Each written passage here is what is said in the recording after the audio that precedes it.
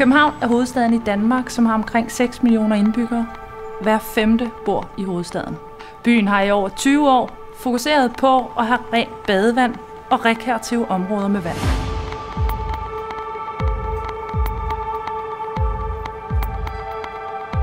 Kryer har i den forbindelse været en aktiv medspiller, og vi har været med til at skabe badevandet i havnebassinerne til glæde for borgerne.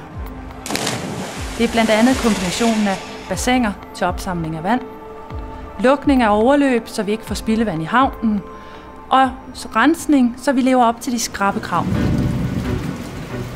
I 2011 blev København ramt af skybrud. Storbyen stod under vand. Indfaldsveje, baneterræner, butikker, boliger og seværdigheder blev oversvømmet af regn og spildevand. Skybruddet har også ledt til, at vi skabte et offentligt-privat samarbejde for at lave nogle løsninger fremadrettet.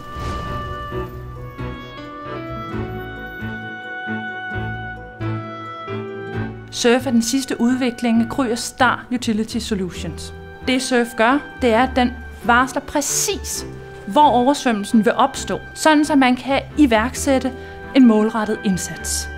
Ved skybruddet i 2011 anslås det, at vi havde kunne spare op imod 200 millioner euro ved anvendelsen af SURF. Københavnerne er stolte over deres havn. Københavns havn er for alle, og det er det her store svømmestævne, det er det et rigtig godt eksempel på. Fordi vi elsker vores havn, fordi den er ren, man kan svømme i den, man kan bade, man kan ro i den, man kan sejle, og man kan slendre en tur langt vores havn. Og det er blevet et stort symbol på det, vi gerne vil i København. Vi vil gerne være en ren by, vi vil gerne være en grøn by.